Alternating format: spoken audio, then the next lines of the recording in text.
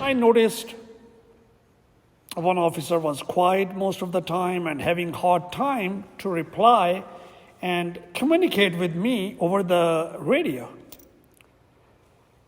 Most likely, he heard my radio lingo and started scratching his head. He was unaware of shorthand radio lingo. I was very surprised and disappointed. Radio has been a key communications tool for public safety and beyond for decades, and the relationship is far from over as more users recognize the benefits of two-way radio over cell phones. 10-4 is one of the so-called 10 codes or radio signals invented by the Association of Public Safety Communications. Say you finish saying something important and the person you were speaking to responded 10-4 or Roger that. What's your 20 when you talked about meeting up? These phrases are examples of shorthand radio lingo that's been in place for decades, all designed to create a clear communication for radio users. Actually, in the 1930s, radio technology was still new and limited.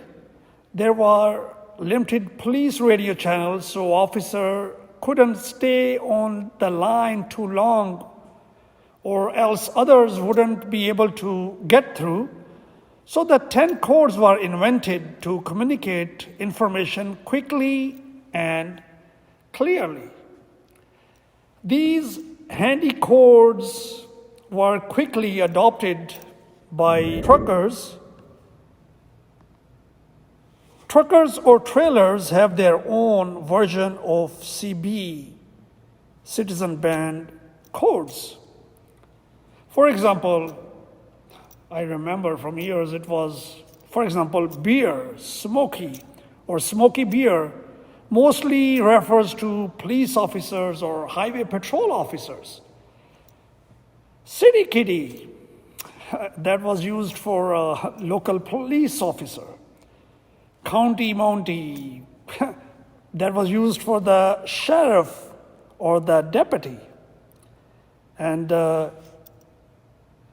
Ivanio, it was used for police officers on a motorcycle. Like other form of radio lingo, such as 10 codes, the police phonetic alphabet is used to communicate quickly, clearly, and without ambiguity. While performing your duties and holding a radio in your hand, you must memorize 10 codes and how to use the phonetic alphabets. Police phonetic alphabet is common with officers communicating a license plate, or for instance, 111 ABC may be communicated as 111 Alpha Bravo Charlie. Today, the use of radio has expanded beyond just law enforcement, and they are used by a variety of public and private industries, including education, transportation, and much more. The codes and phonetic alphabets are part of law enforcement culture and history. By providing a common language within a department, they add to the sense of community and as a link to the past. The use of 10 codes helped to prevent suspects from understanding what officers and dispatchers were saying. However, The need to communicate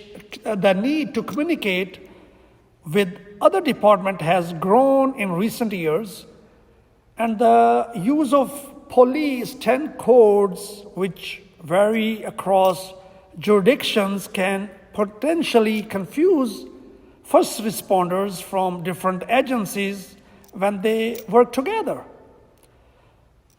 Switching to plain language could become an officer safety issue. That's what I believe.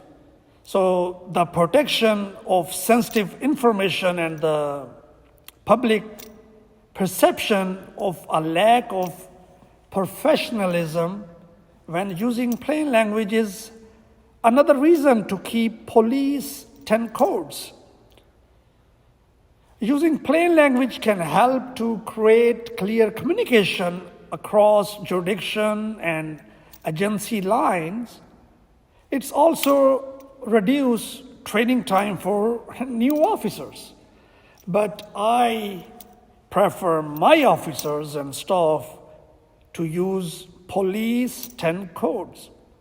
I personally don't like plain language to be used on the radio, even though plain language is encouraged by the Department of Homeland Security, the Association of Public Safety Communication Officials, and International Association of Chief of Police. Dear fellows, mastering the equipment isn't enough while performing your duties. There's police radio lingo and police phonetic alphabets to remember.